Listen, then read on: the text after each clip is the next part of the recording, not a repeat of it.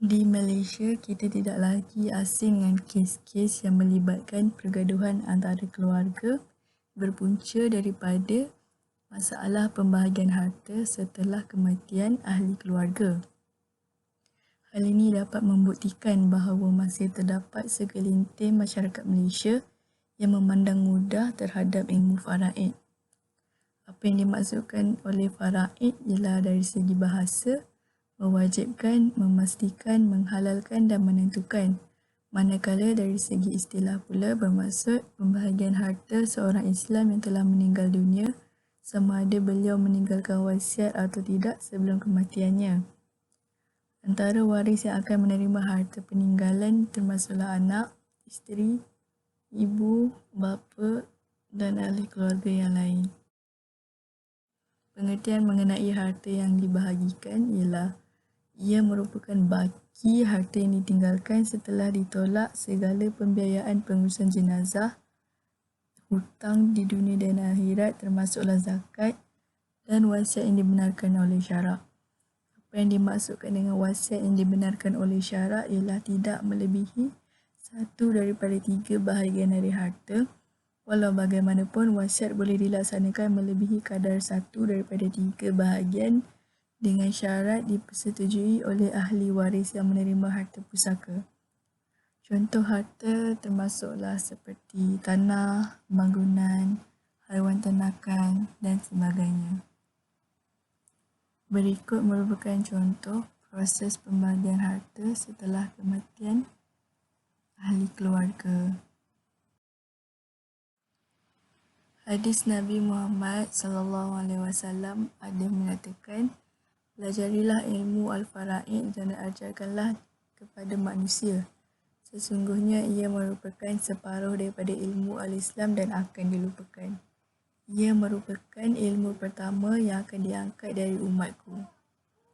Dari sini kita boleh melihat bahawa ilmu faraid ialah antara ilmu yang amat penting bagi umat Islam.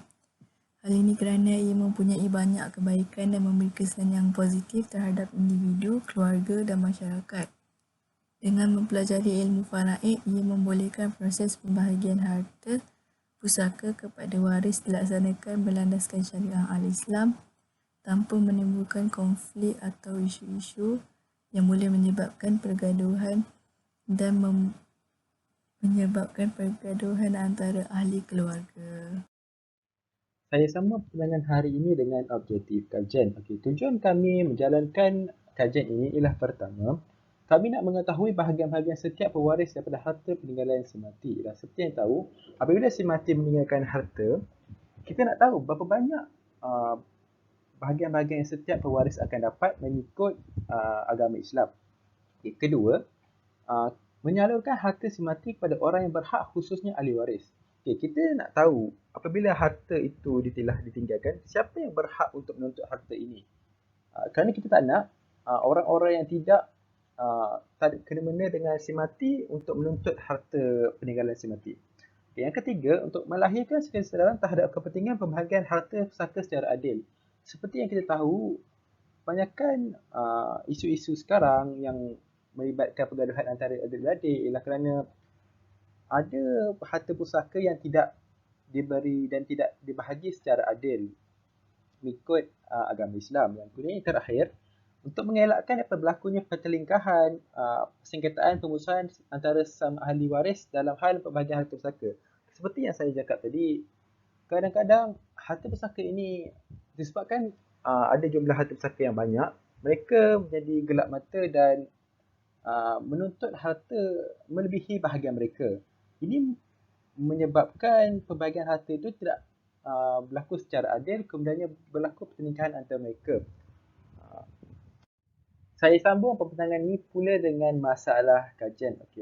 Apa isu-isu yang wujud dalam kajian kami dan kenapa kami menjalankan kajian ini ialah kerana pertama, ialah wujudnya pembahagian harta yang tidak adil antara setiap pewaris.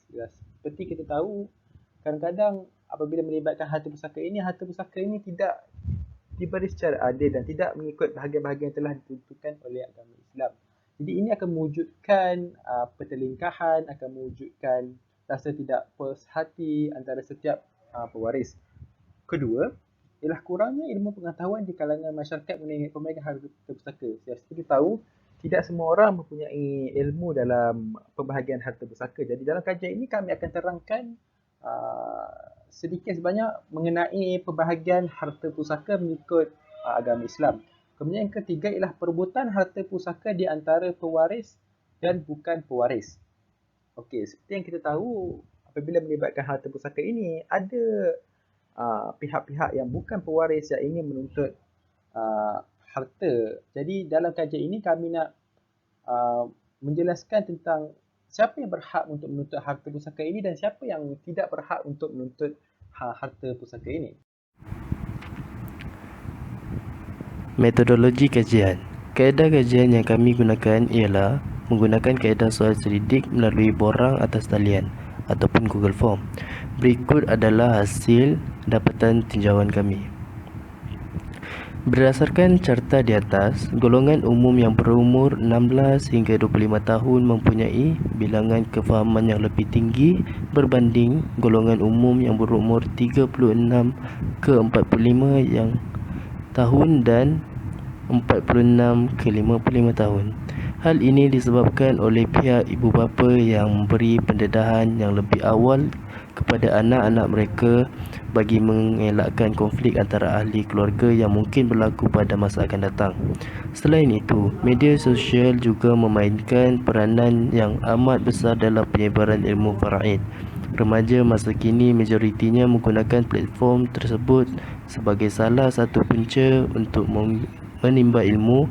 Di samping itu, artikel-artikel yang terdapat di laman web dan dari keratan akhbar mengenai isu-isu faraid juga memberi impak yang besar terhadap golongan-golongan muda. Seterusnya, bagi golongan seterusnya iaitu 36 ke 45 dan 46 ke 55 tahun mencatatkan bilangan rendah kerana pengetahuan penggunaan teknologi yang agak rendah dalam kalangan mereka, menyebabkan kurangnya pendedahan tentang ilmu faraid. Selain itu, sifat memandang remeh tentang kepentingan ilmu faraid dalam kehidupan seharian mereka juga menjadi halangan bagi mereka untuk mempelajari ilmu ini. Hal ini tidak boleh dibiarkan kerana ia berpotensi untuk mengakibatkan perkara yang tak diingini berlaku antara ahli keluarga. Akhir sekali, dari soal selidik kami juga terdapat beberapa cadangan yang diberikan oleh responden melalui kajian ini. Antaranya, berkongsi ilmu pengetahuan melalui media sosial seperti Twitter, Facebook dan iklan-iklan di TV. Hal ini kerana media sosial adalah platform yang besar dan amat berleluasa yang menghubungkan penduduk seantero dunia dan juga banyak digunakan oleh masyarakat kini. Selain itu, menghadirkan diri ke majlis-majlis ilmu yang diadakan di masjid atau surau-surau yang berdekatan juga mampu memberi ilmu yang lebih sahih dan dipercayai. Akhir sekali, menuntut ilmu adalah kewajipan setiap Muslim, maka tuntutan ilmu hingga ke liang lahat. Pengurusan faraid. Faraid jika terima sebagai bapa kepada si mati, arwah tiada anak atau ada anak perempuan sahaja, bapa akan terima 1/6 tambah baki. Kalau arwah ada anak, bapa terima 1/6 sahaja. Kalau ibu kepada si mati 1/6 jika arwah ada anak. Tiada anak tetapi kalau tiada anak tetapi arwah ada saudara kandung 2 dan ke atas, ibu akan terima 1/6. Kalau arwah tiada anak, ibu akan terima 1/3. Kalau anak perempuan kepada si mati, anak perempuan tunggal tanpa anak akan terima 1/2. Kalau anak perempuan melebihi seorang tanpa anak lelaki, dia akan terima 2/3. Kalau berkongsi dengan anak lelaki, nisbah dia 1/2. Begitu juga anak lelaki kalau berkongsi dengan anak perempuan, nisbah dia 2:1. Kalau semua anak lelaki, semua baki akan dapat. Kalau suami kepada si mati, arwah tiada anak, akan dapat 1/2. Kalau ada anak, 1/4. Isteri atau isteri-isteri kepada si mati, arwah tiada anak, akan dapat 1/4. Kalau arwah ada anak, dapat 1/8. Next, hikmah faraid. Faraid ada hikmah dia kalau kita belajar. First, untuk memastikan keadilan terlaksana, supaya tambah-tambah lagi kalau family ni besar, sebab nak bagi adalah sebab tak nak bagi ada gaduh-gaduh apa semua, biar semua dapat. Kalau tak kan nanti kan adalah yang perebutan harta apa semua tu. Next, tidak berlaku kezaliman. Yang ni macam yang atas tadi, nak bagi dapat sama rata. Lepas tu next, menjamin keharmonian sesebuah keluarga selepas ketiadaan si mati. Seterusnya ialah contoh kes melibatkan faraid. Contoh kes ialah kes pembahagian harta bekas ahli Parlimen Rompin Allahyarham Tan Sri Jamaluddin Jarjis yang difalkan pada 3 Januari 2019 dan perbicaraan diteruskan pada 15 Ogos tahun yang sama. Kronologinya, pada 3 Januari 2019, Ibu Allahyarham Aminah Abdullah memohon pengisytiharan bahawa beliau sebagai ibu kandung dan mempunyai kepentingan ke atas harta pusaka tersebut. Seterusnya, pada 12 Februari 2019, Aminah memfailkan sama terhadap 2 orang cucunya kerana mereka didakwa tidak memasukkan saham 3 buah syarikat yang dianggarkan bernilai 1.3 bilion ringgit dan sebuah apartmen di Boston, Amerika Syarikat ke dalam aset harta pusaka.